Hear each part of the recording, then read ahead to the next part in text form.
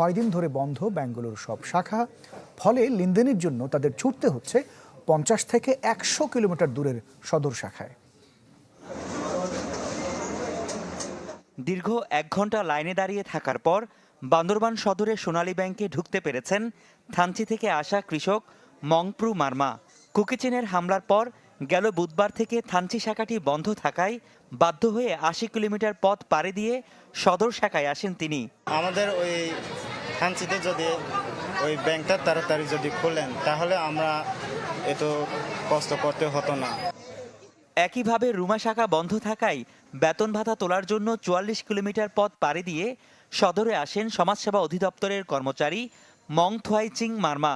কিন্তু দুপুর 12টায়ও ভিড় দেখে হতাশ তিনি। কষ্ট তো বলার মতো, আর কি বলবো, ডাফে ডাফে ডাফে সব জায়গা চেক করে। সামনে ঈদের ছুটি, একই সাথে পাহাড়ে বর্ষবরণ উৎসব। এই অবস্থায় স্বাভাবিকভাবেই ভিড় বাড়ে ব্যাংকে। তার উপর রুমা, থানচি ও রোয়াংছড়ি 3টি শাখা বন্ধ থাকায় সেখানকার চাপ এসে পড়ে সদর শাখায়। ফলে সকাল থেকেই ব্যাংকে ঢুকতে অপেক্ষা করতে হয় কয়েক ঘন্টা। দুর্ভোগে পড়েন দূর দূরান্ত থেকে আসা মানুষ। সাংগ্রে আছে আমাদের ধর্ম বুদ্ধিস্ট, 14 এপ্রিল 14 তারিখ সাংগ্রে আছে ঈদ, তার জন্য টাকা পয়সা ধর্ম করার জন্য লাগে। মানে ফরক সাংগ্রে আছে, এই এখন আমরা কিছু মালামাল বিক্রি করে এই টাকাটা সরাইতে পারি না। একই ভোগান্তিতে কৃষি ব্যাংকের 3টি উপজেলার শাখার গ্রাহকরা। তাই বাড়তি চাপ সামলানোর পাশাপাশি বন্ধ শাখাগুলো চালুর চেষ্টার কথা জানান ব্যাংকের কর্মকর্তারা। আমরা এখন এই মুহূর্তে তো নিরাপত্তা অবস্থা আপনারা সবাই জানেন। আমরা নিরাপত্তা নিয়ে আমাদের উদ্যোগ কর্তৃপক্ষের সাথে কথা বলেছি, আইন শৃঙ্খলা বাহিনীর সাথে আমরা কথা বলেছি। এখানকার যারা নিরাপত্তার দায়িত্ব আছে ওদের সাথে আমরা পত্র যোগাযোগ করতেছি। ওনারা শিগগিরই একটা ব্যবস্থা হয়ে যাবে আশা করি। আমরা যদি নিরাপত্তা পর্যাপ্ত নিরাপত্তা পেলে আমরা 3টি উপজেলায় আমাদের লেনদেন শুরু করব। বাকি 6টা শাখাতে পুরোপুরিভাবে লেনদেন হচ্ছে। 3টা শাখা আমাদের যে উপজেলা 3টা শাখা সেখানে সাময়িকভাবে লেনদেনটা বান্দরবান শাখা থেকে পরিচালিত হচ্ছে। গেল 2 ও 3 এপ্রিল 16 ঘন্টার ব্যবধানে 2টি ব্যাংকের 3টি শাখায় হামলা চালায় পাহাড়ের সশস্ত্র গোষ্ঠী কেএনএফ। এরপর থেকে বন্ধ থাকে রুমা, থানচি ও রোয়াংছড়িতে ব্যাংকিং কার্যক্রম। রনি দত্ত, চ্যানেল 24, বান্দরবান।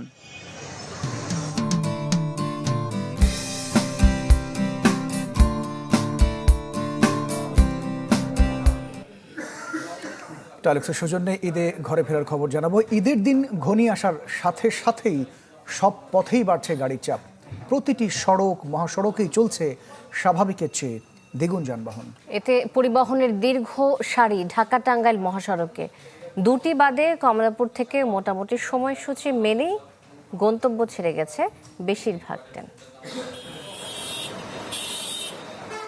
একটা সময় ঈদযাত্রার শব্দটা মনে হলেই চোখে ভাসত সড়ক জুড়ে যানবাহনের দীর্ঘ সারি, কাউন্টারে, স্টেশনে টিকিট নিয়ে বাহাস আর ভাড়ার বাড়াবাড়ি।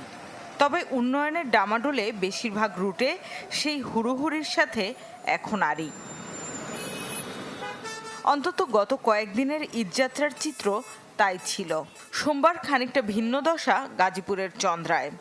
এই এলাকার আশেপাশের পোশাক কারখানা একসাথে ছুটি হওয়ায় ভিড় বেড়েছে ঢাকা টাঙ্গাইল ও কালিয়াকৈর নবীনগর মহাসড়কে। গাড়িও পাইতেছি না, যদি গাড়ি পাইতে ভাড়া বেশি। আগে ছিল 150 টাকা, আজকে বলতে 600 টাকা বেশি ভাড়া। যেখানে ভাড়া হচ্ছে 40 টাকা ভাড়া, এখানে 100 টাকা 150 টাকা করে ভাড়া যাচ্ছে। কমলাপুরে রেল স্টেশন থেকে বুড়িমারি আর একতা এক্সপ্রেস বাদে বেশিরভাগ ছেড়ে গেছে যথাসময়ে। চাপ সামাল দিতে বাড়ানো হয়েছে 3টি রেল। চাহিদা বললে আজকে টিকিট একসাথে হিট করেছে 15 লাখ লোক। 3 তারিখ 3রা এপ্রিলের যে ঈদযাত্রার অগ্রিম টিকিট সেটা দেওয়া হলো। আর আপনার আগামীকালকে দেওয়া হবে 4 তারিখের টিকিট। এবার ধারাবাহিকভাবে আপনার 30 তারিখ পর্যন্ত 9 তারিখের টিকিট দেওয়া হবে। ঢাকা চট্টগ্রাম রুটে গাড়ির সংখ্যা বাড়লেও নেই যানজট। ঢাকা মাওয়া রুটে পদ্মা সেতু হয়ে যাতায়াতকারীদের টোল প্লাজায় গতি কমলেও নেই অস্বস্তি। ঢাকা ছেড়ে আরিচা পাটুরিয়া হয়েও নিরে ফিরছেন অনেকে। এই রুটে আগে মানুষ ঘন্টার পর ঘন্টা ফেরির অপেক্ষায় থাকলেও এখন ফেরিই থাকছে মানুষের অপেক্ষায়। যাত্রীর চাপ আগের দিনের তুলনায় বেড়েছে সদরঘাট লঞ্চ টার্মিনালে, তবে বাড়ানো হয়েছে লঞ্চের সংখ্যাও। শামিমা সুলতানা, চ্যানেল 24, ঢাকা। ঈদে ঘরে ফিরছে সাধারণ মানুষজন, সেই খবর সারা দেশেই রাখছেন আমাদের সহকর্মীরা। এই মুহূর্তে মহাখালীতে রয়েছেন রমিজ হোসেন এবং সদরঘাট থেকে যুক্ত রয়েছেন আশরাফুল আলম আকাশ। আমরা দুজনের কাছেই যাব এবং সেখানকার সবশেষ আপডেট জানার চেষ্টা করব। আমাদের সাথে যুক্ত হয়েছেন আমাদের দুজন সহকর্মী। শুরুতে আমরা রমিজের কাছে যেতে চাই। রমিজ, আপনি এই মুহূর্তে রয়েছেন মহাখালী এলাকায়, সেখানে বাস স্ট্যান্ডের অবস্থা আমাদেরকে জানাবেন, কারণ যেহেতু রাস্তায় এখন গাড়ির চাপ বেশ খানিকটা বেশি স্বাভাবিকের তুলনায়। আকাশ, আচ্ছা, রমিজকে সম্ভবত আমরা এই মুহূর্তে পাচ্ছি না। রমিজকে পাওয়া যাচ্ছে না, আমরা আকাশের কাছে চলে যাচ্ছি। আকাশ, রয়েছেন আপনি যেখানে সদরঘাট এলাকায়, এই মুহূর্তে আপনি যদি জানাতেন যে সদরঘাটের লঞ্চ টার্মিনালের অবস্থা কিরকম, সেখানে মানুষজনের ভিড় কেমন দেখছেন আকাশ? বলা যায় যে একদম শেষ মুহূর্তে আসলে এখন ঈদ যাত্রার যে প্রস্তুতি সেটি চলছে। এখন যদি বলি যে সদরঘাট যে অবস্থায় থাকে স্বাভাবিকভাবে, ঈদকে ঘিরে কিন্তু তার একটু ব্যতিক্রম চিত্র আমরা এই সদরঘাট লঞ্চ টার্মিনালে দেখছি। যদি দেখেন যে সাধারণ সময়ে কিন্তু এই সদরঘাট লঞ্চ টার্মিনাল থেকে 60 থেকে 70টির মতো লঞ্চ বিভিন্ন রুটে ছেড়ে যায়, কিন্তু ঈদ উপলক্ষে গত এক সপ্তাহ যাবৎ এখানে কিন্তু প্রায় 100 থেকে 120টিরও বেশি যাত্রী বুঝে কিন্তু লঞ্চগুলো এখান থেকে ছাড়ছে। তবে বলা যায় গত কয়েকদিনের তুলনায় আজকে কিন্তু যাত্রীর চাপ অনেকটাই বেড়েছে, কারণ এতদিন পর্যন্ত যে ছুটি গার্মেন্টস কর্মীদের, সেই ছুটিটি কিন্তু আগামীকাল থেকে শুরু হচ্ছে। সেই হিসাবে আজকে কিন্তু আমরা দেখছি যে লঞ্চগুলো আছে, বিশেষ করে বরিশাল, পটুয়াখালী, এই লঞ্চগুলো কিন্তু এখানে ভরপুর হয়ে কিন্তু এখান থেকে ছাড়ছে। কিছুক্ষণ পর পর এখান থেকে লঞ্চগুলো ছেড়ে যাচ্ছে। আর যাত্রীদের সাথে আমরা কথা বলেছি, তারাও কিন্তু স্বস্তি প্রকাশ করেছেন, কারণ দীর্ঘ সময় যে সড়ক পথে অনেক জায়গায় যানজটে যে পড়তে হয়, কিন্তু লঞ্চে কিছু সময় লাগলো, তারা কিন্তু খুব স্বস্তি বোধ করেই কিন্তু এই লঞ্চ যাত্রাটা উপভোগ করে থাকেন। অন্ততপক্ষে ঈদের সময় তারা চেষ্টা করেন যেন লঞ্চে করে পরিবার নিয়ে খুব নিরাপদে তারা সেখানে পৌঁছতে পারে। সেই হিসাবে কিন্তু আমরা যাত্রীদের মধ্যে এক ধরনের উচ্ছ্বাস দেখতে পেরেছি। আর ভাড়ার বিষয়টা যদি বলে রাখি, তাহলে যে সাধারণ সময়ে যে ভাড়াটা নেওয়া হতো, এখনও কিন্তু সে একই ভাড়া নেওয়া হচ্ছে, কোনো বাড়তি ভাড়া কিন্তু এখান থেকে নেওয়া হচ্ছে না। আর যাত্রীদের সব ধরনের নিরাপত্তার জন্য কিন্তু এখানে আইনশৃঙ্খলা রক্ষাকারী বাহিনীর পুলিশ কন্ট্রোল রুমও রয়েছে, সেখান থেকে এখানে সব কিছু নিয়মিত তদারকি করা হচ্ছে। এই ছিল এখানকার সর্বশেষ অবস্থা। আকাশ, ধন্যবাদ আপনাকে। আশরাফুল আলম আকাশ সদরঘাট থেকে যুক্ত হয়েছিলেন আমাদের। আমরা একটু গাজীপুরে যেতে চাই, রফিকুল ইসলাম খানকে দেখতে পাচ্ছি। রফিক, আগামীকালও অফিস রয়েছে এবং আকাশ সদরঘাটের চিত্র জানাচ্ছিলেন, এবং সেখানকার চিত্র যেটি দেখছিলাম যে প্রচণ্ড মানুষজন বাড়ির দিকে রওনা হয়েছেন, এবং আপনার পিছনে যদিও কিছু দেখা যাচ্ছে না অন্ধকারে, একটু বলবেন কি অবস্থা সড়ক পথে? ইমতিয়াজ, দেখুন, আজকে যখন দুপুরের পর শিল্প কারখানা বন্ধ হয়ে যায়, তখন কিন্তু একসাথে মানুষের চাপ বাড়ে এবং যানবাহনের চাপের কারণে এই মুহূর্তে কিন্তু ঢাকা টাঙ্গাইল মহাসড়কের চন্দ্রা থেকে নাউজুর পর্যন্ত প্রায় 18 কিলোমিটার গাড়ির লম্বা সারি রয়েছে। আপনাকে যদি একটু দেখায় তাহলে দেখতে পারবেন আমার পিছনে যে সারি সারি গাড়ি আসলে দাঁড়িয়ে রয়েছে, যদিও গাড়ি চলাচল করছে একেবারে ধীর গতিতে, কিন্তু আর আপনাকে যদি বলি চন্দ্রা নবীনগর যে সড়ক রয়েছে, সেই সড়কে কিন্তু চন্দ্রা থেকে নবীনগর পর্যন্ত প্রায় 15 কিলোমিটার দীর্ঘ গাড়ি সারি রয়েছে। তো যেমনটি বলছিলাম, গতকাল যখন আংশিক শিল্প কারখানার ছুটি হয় তখন থেকেই কিন্তু মানুষের ভিড় ছিল, কিন্তু যখন আজকে দুপুরের পর শিল্প কারখানার ছুটি হয়ে গেছে, দুপুর থেকে কিন্তু মহাসড়কে যাত্রী এবং যানবাহনের যে অতিরিক্ত চাপ, এই চাপের কারণে মূলত দীর্ঘ যে যানজট, সে যানজটের সৃষ্টি হয়েছে। মূলত আপনি জানেন যে গাজীপুর যে চন্দ্রা ত্রিমূর্তি রয়েছে, এই ত্রিমুরে গাবতলী থেকে যে গাড়িগুলো মূলত বাইপাল হয়ে আসে, সেই গাড়িগুলো চন্দ্রা মুড়ে আসে, আবার যে গাড়িগুলো মহাখালী থেকে ছেড়ে আসে গাজীপুর চৌরাস্তা হয়ে কিন্তু চন্দ্রা হয়ে এক লেনে মিলিত হয়, এবং মিলিত হওয়ার কারণে একসাথে তখন দুই সড়কের গাড়ি এক সড়কে যায়, তখন কিন্তু অনেকটাই আসলে মন্থর গতি হয়ে যায়। আর যখন ঈদের সময় হয় সেটি কিন্তু আরও কয়েক গুণ বেড়ে যায়। মূলত এই কারণেই দীর্ঘ যে গাড়ির লম্বা সারি যানজট সেটি কিন্তু দেখা যায়। তবে বুঝতে পেরেছি, রফিকুল ইসলাম খান আমাদের সাথে যুক্ত হয়েছিলেন গাজীপুর থেকে, গাজীপুর চৌরাস্তার সেখানকার লাস্ট আপডেট আমাদের জানাচ্ছিলেন। এবার আমরা রমিজের কাছে যেতে চাই। রমিজ হোসেন যুক্ত হয়েছেন আবার আমাদের সাথে, মহাখালীতে রয়েছেন তিনি। রমিজ, আপনার কাছে যে বিষয়টা জানতে চাচ্ছি যে আমরা কিছুক্ষণ আগে মহাসড়কের অবস্থা দেখছিলাম, গাজীপুরের চিত্র দেখছিলাম, আপনি এই মুহূর্তে বাস স্ট্যান্ডের কি চিত্র দেখছেন জানাবেন। মানুষ যেহেতু ঈদযাত্রা ইতিমধ্যেই শুরু করেছে, আপনি যদি জানাতেন কি অবস্থা দেখছেন সার্বিক চিত্র। পর থেকে কিন্তু এই মহাখালী বাস টার্মিনাল কেন্দ্র করে যেই মহাখালী আশপাশে যে অঞ্চলগুলো রয়েছে সেখান থেকে কিন্তু যাত্রীদের একটা চাপ আমরা এখানে লক্ষ্য করেছি। 7টার কিছুক্ষণ আগে থেকে কিন্তু যাত্রী সংখ্যা আস্তে আস্তে বাড়ছে। আমি যদি আপনাকে একটু দেখাই, আমার পেছনে যেই মহাখালী বাস টার্মিনালটির এখান থেকে কিন্তু কিছুক্ষণ আগেও আমি এখানে এসেছি 7টার কিছুক্ষণ আগে, তখন কিন্তু এত যাত্রী ছিল না, কিন্তু আস্তে আস্তে কিন্তু যাত্রী সংখ্যা বাড়ছে।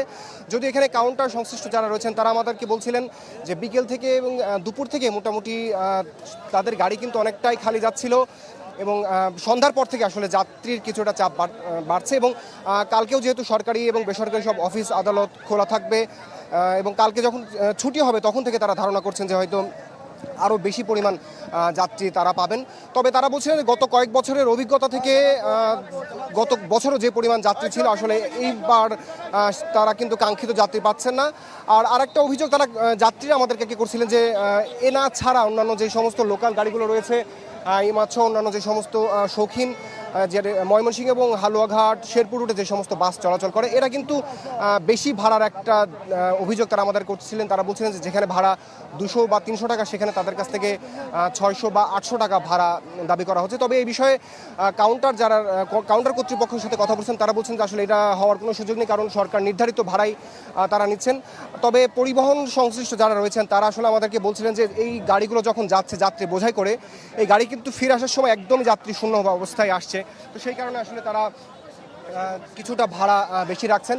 তারপর তাদের দাবি তারা সরকারি যে পরিমাণ ভাড়া তার থেকে কিছুটা ভাড়া বেশি রাখছেন। তবে তারা বলছেন তাদের সবথেকে বড় যেই অভিযোগ সেটা হচ্ছে তারা কিন্তু যথেষ্ট পরিমাণ যাত্রী পাচ্ছেন না। তবে তারা ধারণা করছেন যে কালকে অফিস ছুটি হওয়ার পরে তারা তাদের কাঙ্ক্ষিত যাত্রী পাবেন। রমেশ, অনেক ধন্যবাদ আমাদের সাথে যুক্ত হয়েছেন। মহাখালী থেকে ঈদে ঘরে ফেরা মানুষজনের সবশেষ আপডেট তিনি জানাচ্ছিলেন।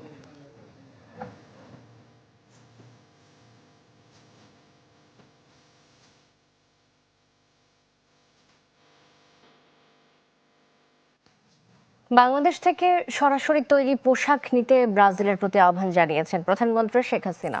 ব্রাজিলের পররাষ্ট্রমন্ত্রী মাউরো ভিয়েইরার নেতৃত্বে একটি প্রতিনিধি দল সৌজন্য সাক্ষাতে গেলে এই আহ্বান জানান তিনি বলেন, বাংলাদেশ থেকে তৃতীয় পক্ষের মাধ্যমে তৈরি পোশাক নেয় ব্রাজিল, তবে এটি সরাসরি হলে অর্থ সাশ্রয় হবে।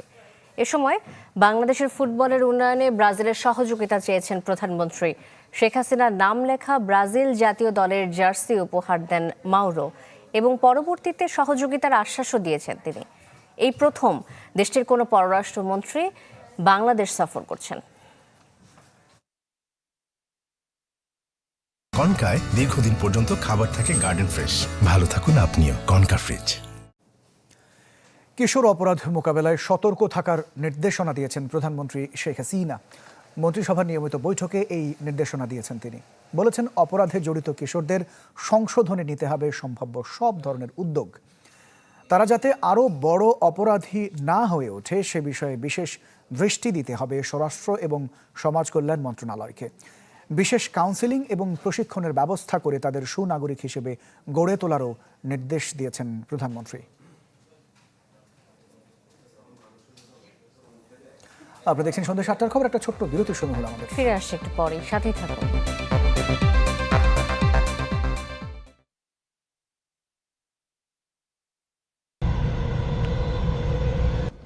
আর মাত্র অল্প কিছুদিন পরেই পবিত্র ঈদ উল ফিতর।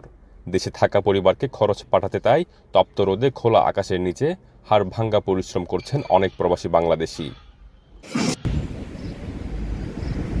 আমিরাতে বেসরকারি খাতে 2 ঘন্টা সময় কমানো সত্ত্বেও বাড়তি আয়ের আশায় অনেকে আবার বাড়িয়েছেন কাজের সময়।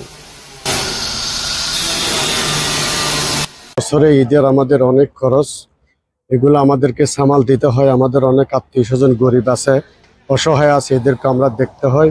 রমজান আসলে ঈদ উপলক্ষে আমাদের ডিউটি বাড়িয়ে দিতে হয়। আমরা না অনেক প্রবাসীর এরকম।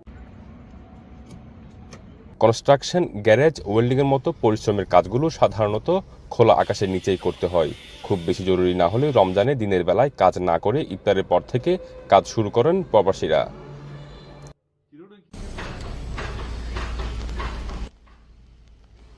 ইফতার আয়োজনটা করি, তারপরে আমরা আস্তে ধীরে ইফতার পর নামাজের পরে আমরা আস্তে ধীরে কাজগুলো শুরু করি। লাস্ট টাইম আমাদের রাত 3:30 পর্যন্ত। তারাবির নামাজ পড়ে এসে আমরা পুরো রাত একদম ডিডি চলে আমাদের সকাল 8টা পর্যন্ত ডিডি খালাস। রাত 10টা 12টা বা কাজের ধরন অনুযায়ী মধ্যরাত পর্যন্ত করতে হয় কাজ। প্রয়োজনবশত রোজা রেখে দিনের বেলাতেও কাজ করতে ক্লান্ত হন না এই রেমিটেন্স যোদ্ধারা। দিনের বেলায় তেমনটা কাজ হয় না, বেসিক্যালি যা জমা কাজ থাকে তা আমরা সকালবেলা করি। সকাল সাধারণত রোজার মাসে সকাল 9টা থেকে 1টা পর্যন্ত কাজ করি। এরপরে আপনার ইফতারের পরে রাত 1টা-2টা পর্যন্ত কাজ করা যায়। কঠোর পরিশ্রমের মাধ্যমে অর্থ উপার্জন করে এই প্রবাসীরা একদিকে যেমন নিজেদের পরিবারকে সচল রাখছে, তেমনি রেমিটেন্স পাঠানোর মাধ্যমে অবদান রাখছে দেশের অর্থনীতিতে।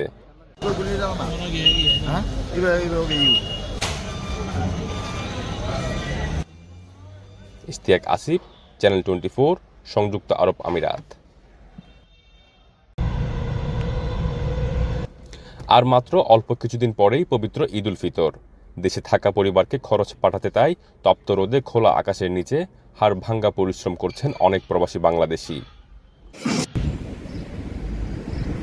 আমিরাতে বেসরকারি খাতে 2 ঘন্টা সময় কমানো সত্ত্বেও বাড়তি আয়ের আশায় অনেকে আবার বাড়িয়েছেন কাজের সময়। বছরে ঈদের আমাদের অনেক খরচ, এগুলো আমাদেরকে সামাল দিতে হয়। আমাদের অনেক আত্মীয় স্বজন গরিব আছে, অসহায় আছে, এদেরকে আমরা দেখতে হয়। রমজান আসলে ঈদ উপলক্ষে আমাদের ডিউটি বাড়িয়ে দিতে হয়। আমরা অনেক প্রবাসীর এরকম। কনস্ট্রাকশন, গ্যারেজ, ওয়েল্ডিংয়ের মতো পরিশ্রমের কাজগুলো সাধারণত খোলা আকাশের নিচেই করতে হয়, খুব বেশি জরুরি না হলেও। রমজান আসলেই ইসলামের সূতিকাগার সৌদি আরব সেজে ওঠে নতুন করে। এবারও এর ব্যতিক্রম হয়নি। রাজধানী রিয়াদে চলছে 42টি বিরল কোরআন শরীফের প্রদর্শনী। আল মুরাবা কোয়ার্টারে রাখা হয়েছে ইসলামিক ক্যালিগ্রাফি ও অলঙ্করণে ঠাসা এসব কোরআন। এর মধ্যে রয়েছে সোনা দিয়ে লেখা অক্ষরের কোরআন, যা নজর কাটছে দর্শনার্থীদের। প্রতিদিনই বাড়ছে ভিড়। কোরআন ছাড়াও এই প্রদর্শনীতে আরবি কবিতা ও অন্যান্য ক্যালিগ্রাফি দেখতে পাচ্ছেন দর্শনার্থীরা। এই কোরআন প্রদর্শনীর আয়োজন করেছে বাদশাহ আব্দুল আজিজ পাবলিক লাইব্রেরি। গেল 40 বছর ধরে ইসলামিক ও আরব সংস্কৃতি তুলে ধরতে নানা উদ্যোগ নিয়ে আসছে প্রতিষ্ঠানটি। এর মধ্যে রয়েছে বিরল ছবি, ক্ষুদ্র চিত্র ও পুরনো পাণ্ডুলিপি। রাখি জেসমিন, চ্যানেল 24।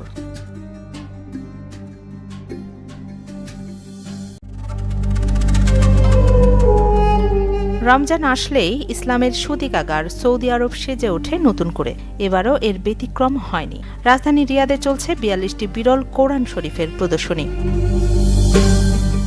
আল মুরাবা কোয়ার্টারে রাখা হয়েছে ইসলামিক ক্যালিগ্রাফি ও অলঙ্করণে ঠাসা এসব কোরআন। এর মধ্যে রয়েছে সোনা দিয়ে লেখা অক্ষরের কোরআন, যা নজর কাটছে দর্শনার্থীদের। প্রতিদিনই বাড়ছে ভিড়। কোরআন ছাড়াও এই প্রদর্শনীতে আরবি কবিতা ও অন্যান্য ক্যালিগ্রাফি দেখতে পাচ্ছেন দর্শনার্থীরা। এই কোরআন প্রদর্শনীর আয়োজন করেছে বাদশাহ আব্দুল আজিজ। প্রায় 1 শতাব্দীর মধ্যে প্রথমবারের মতো পৃথিবীর কাছাকাছি আসছে মাউন্ট এভারেস্টের সমান বিশাল এক ধূমকেতু। খালি চোখেই দেখা যেতে পারে 12P পন্স ব্রুকস নামের এই ধূমকেতুকে। ধূমকেতুটির পৃষ্ঠে শিঙাকৃতির বরফ ও গ্যাসের বিস্ফোরণের কারণে একে ডেভিল নামেও ডাকা হয়। আগামী 21 এপ্রিল এটি সূর্যের খুব কাছাকাছি আসবে, আর 2 জুন কাছাকাছি আসবে পৃথিবীর। এ সময় পৃথিবী থেকে দূরত্ব হবে 14,40,00,000 মাইল। উত্তর গোলার্ধ থেকে সবচেয়ে পরিষ্কারভাবে দেখা যাবে এই ধূমকেতুকে। তবে এরই মধ্যে বাইনোকুলার বা দূরবীক্ষণ যন্ত্রের সাহায্যে এটি দেখতে পাচ্ছেন জ্যোতির্বিজ্ঞানীরা। 12P পন্স ব্রুকস ধূমকেতুটি নির্দিষ্ট সময় পর পর পৃথিবীর কাছাকাছি আসে। 1812 সালে প্রথম এই ধূমকেতুটি আবিষ্কার করেন জ্যোতির্বিজ্ঞানী জয় লুইস পন্স। এরপর 1883 সালে এটি আবার দেখতে পান উইলিয়াম রবার্ট ব্রুকস। পরে তাদের নাম অনুসারেই এর নামকরণ হয়। এরপর আবার 2095 সালে এটি সূর্যের কাছাকাছি আসবে বলে ধারণা বিজ্ঞানীদের। মিলা খন্দকার, চ্যানেল 24।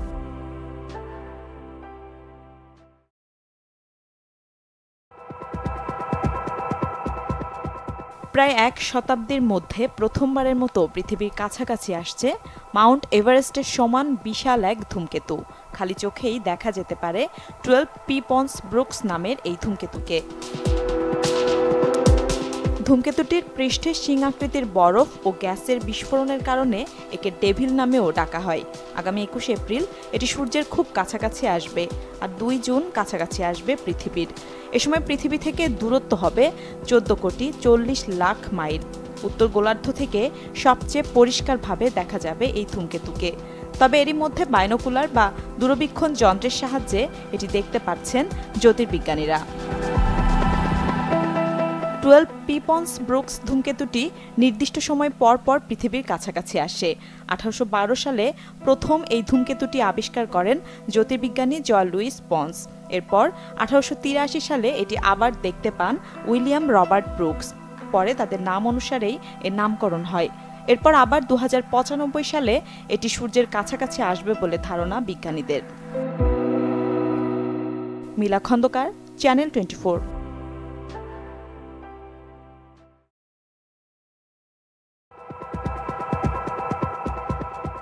প্রায় এক শতাব্দীর মধ্যে প্রথমবারের মতো নেই কোনো আরোহী, তবুও মহাসাগরে ছুটছে জাহাজ। বৈজ্ঞানিক কল্পকাহিনী নয়, শিগগিরই এমন দৃশ্য দেখা যাবে নরওয়ে জেটি ঘাটে। বিশাল আকৃতির এই রোবট জাহাজে রয়েছে উন্নত প্রযুক্তির ক্যামেরা, মাইক্রোফোন, রাডার, জিপিএস। আছে কৃত্রিম উপগ্রহের মাধ্যমে যোগাযোগের নানা প্রযুক্তি। অটোপাইলট ব্যবস্থায় স্বয়ংক্রিয়ভাবে চলাচল করতে পারবে জাহাজটি। যুক্তরাজ্য ভিত্তিক প্রতিষ্ঠান ওশান ইনফিনিটির নতুন উদ্ভাবন আর্মাডা রোবট জাহাজটির দৈর্ঘ্য 78 মিটার। সাধারণত এই ধরনের জাহাজে 40 থেকে 50 জন ক্রুর প্রয়োজন হয়, তবে এতে কাজ করছেন মাত্র 16 জন। কয়েকশো মাইল দূরে ইংল্যান্ডের সাউদাম্পটনে রয়েছে ওআই রিমোট অপারেশন সেন্টার। সেখানে থাকা 20টি ব্রিজ স্টেশনে আসে জাহাজের ক্যামেরা ও সেন্সর থেকে পাঠানো নানা তথ্য ও ছবি, যার সাহায্যে বহুদূর থেকেই নিয়ন্ত্রণ করা যায় রোবট জাহাজটি। আর্মাডা নামের এই জাহাজ কাজ করবে অফশোর উইন্ড ফার্ম অপারেটরদের সমুদ্রের তলদেশের জরিপে, পাশাপাশি গ্যাস ও তেল শিল্পের জন্য করবে পরীক্ষা নিরীক্ষা। তবে বিরূপ আবহাওয়ায় অন্যান্য জাহাজ বা বন্দরের সঙ্গে যোগাযোগের চ্যালেঞ্জের মুখে পড়ার শঙ্কা করছেন গবেষকরা। মাসুম রাব্বি, চ্যানেল 24। নেই কোনো আরোহী, তবুও মহাসাগরে ছুটছে জাহাজ। বৈজ্ঞানিক কল্পকাহিনী নয়, শিগগিরই এমন দৃশ্য দেখা যাবে নরওয়ে জেটি ঘাটে। বিশাল আকৃতির এই রোবট জাহাজে রয়েছে উন্নত প্রযুক্তির camera, microphone, radar, GPS.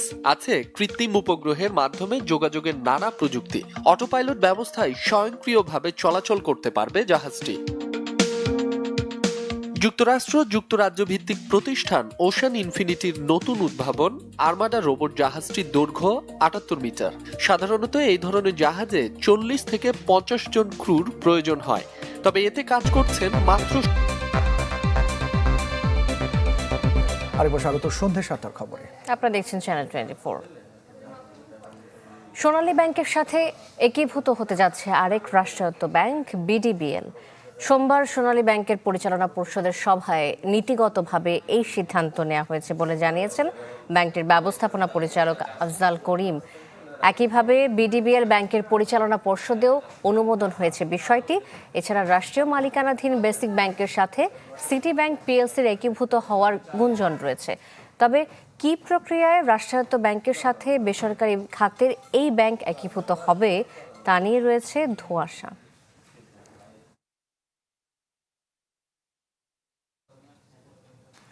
Bank একীভূতকরণের নীতিমালায় আমানতকারীদের সুরক্ষা সহ রয়েছে ব্যাংকের দায় দেনা নিষ্পত্তির নির্দেশনা, রয়েছে দুর্বল ব্যাংকের পরিচালকদের 5 বছর পর পর্ষদে ফিরিয়ে আনার সুযোগ, যা এক ধরনের দায় মুক্তি হিসেবে দেখছেন বিশ্লেষকরা।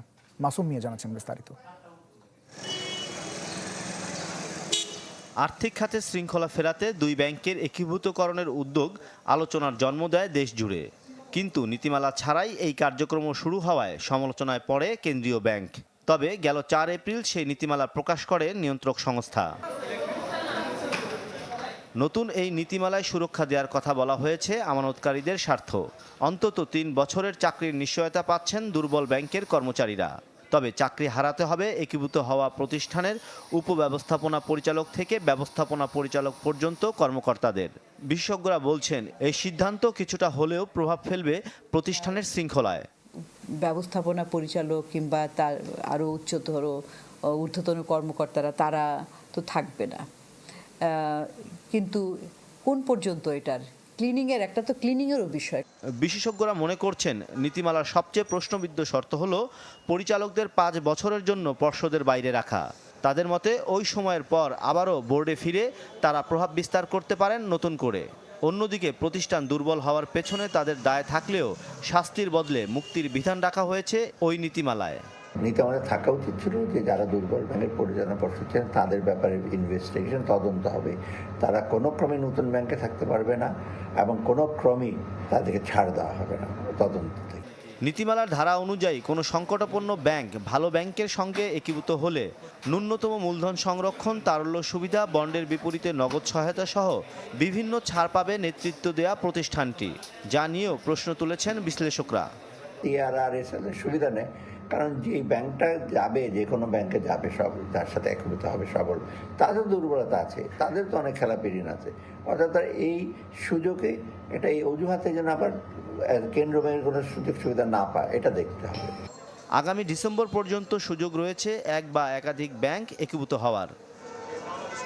মাসুম মিয়া, চ্যানেল 24, ঢাকা। সময় হলো আরেকটা বিরতির, সাথেই থাকবেন, ফিরছি একটু পর।